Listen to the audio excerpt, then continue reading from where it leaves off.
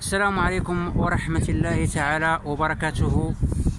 من أمام مسجد النور برين كجالية مسلمة نستنكر هذا الحدث أو هذه المجزرة الشنيعة التي وقعت في حق مسلمي نيوزيلندا هذا الصباح بذكرى يوم الجمعة عيد المؤمنين. هذا المجرم لعنه الله الذي ارتكب مجزرة دامية والتي راح ضحيتها تقريبا 49 شخصا، من بينهم يعني رجال، نساء، شيوخ، أطفال.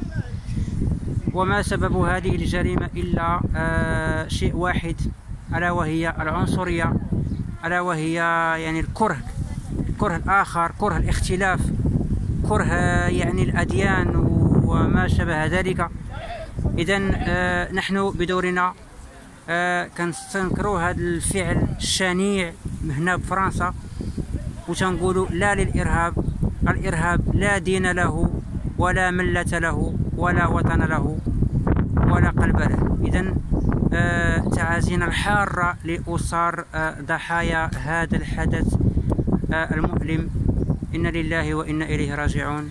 الله يرحمهم ساكن والله يتبنى بهم المسلمين.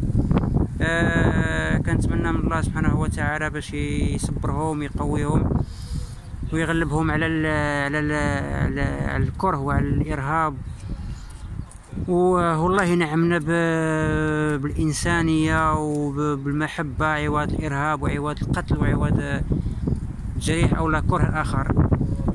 اليوم حبيت أنني نشارك معكم هذا الاستنكار هذا، وبغيت أنني نعبر على الرأي ديالي، وما كرهتش كاع العالم كاع العالم الإسلامي يعبر على الطريقة باش يقد. قال لك لابد باش ما نقولوا اللهم إن هذا منكر، سواء أن الإنسان يقولها في قلبه أو لا يجهر بها علانية أو لا يغير بالفعل.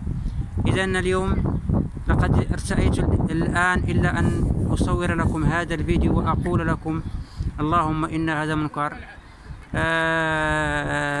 حتى واحد ما كيبغي الإجرام، وحتى واحد ما كيبغي القتل، وحتى واحد ما كيبغي الدم. ولهذا فإن الإرهاب كيبقى دائما أمر ملعون، أمر يعني غير مرغوب فيه في جميع المجتمعات الدولية، سواء كانت إسلامية أو يهودية أو مسيحية أو غير دينية. بالتآخي وبالسلم وبالنظام تقدمت الأمم، ليس بالجهل وبالدم وبالقتل وبالاضطهاد. ولهذا كان معكم مصطفى الدرويش من أمام مسجد رين بمناسبة يوم الجمعة. أحييكم وأقول لكم جمعة مباركة، وجزاكم الله خيرا على مشاهدة هذا الفيديو أو البارتاج والمشاركة مع أصدقائكم ومع جميع المهاجرين بالعالم، سواء الغربي أو الإسلامي. تحياتي لكم.